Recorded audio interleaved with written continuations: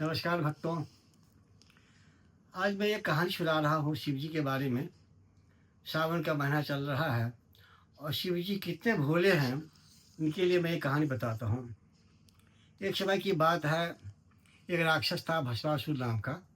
वो शिव जी का बहुत ही अच्छा भक्त था और शिव जी का तपस्या करने लगे। शिव जी ने प्रसन्न होकर के उसको एक काम दे दिया कि तुम हमारे लिए जो है भस्म का व्यवस्था कर दिया करो, क्योंकि शिव जी को श्मशान का भस्म जो है बहुत अच्छा पसंद है, लगता है। महाकाल में वही बात है, उनका भी श्मशान का भस्म भी चढ़ता है वहाँ पर। तो भस्मासुर हर एक दिन उनके भगवान के शिव के लिए भस्म ला कर देने लगे।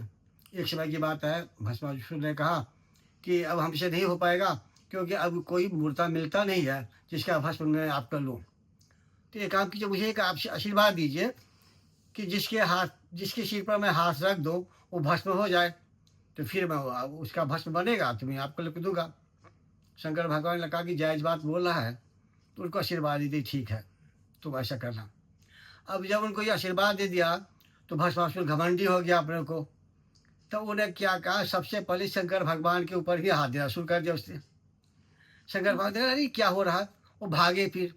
तो आगे आगे शंकर भगवान भाग रहे हैं, पीछे पीछे भस्मासुर उनके पीछे भाग रहा। जब शंकर भगवान परेशान हो गए, तो उन्होंने विष्णु भगवान को आवाहन किया।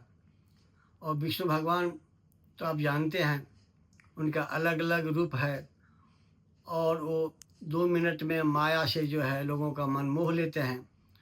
तो विष्णु भगवान ने मोहिनी रूप धारण कर लिए और उनको चाहे कि हम इसको खुद भस्म कर दूं।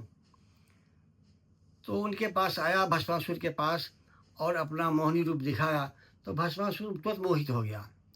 अब भस्मासुर मोहित होकर के प्रस्ताव रखा कि तो हमसे शादी कर लो।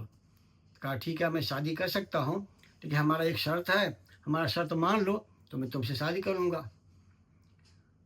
तो विष्णु भगवान ने कहा जैसे जैसे मैं डांस करता हूँ वैसे वैसे तुम्हें करना पड़ेगा। कहा ठीक है।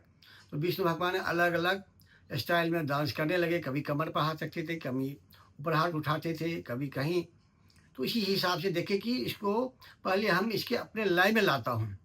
जब देखा कि पूरी तरह मोहित हो गया, जैसे जैसे मैं करता हूँ वैसे वैसे ये भी कर रहा है, तब विष्णु भगवान ने एक अलग स्टाइल किया। एक हाथ को माथा पर रखा, एक हाथ को पीछे रखा। तो वैसे ही भस्मासुर ने भी अपने हाथ को माथे पर, सिर पर रख लिया। सिर पर रखते ही खुद भस्म हो गया वो।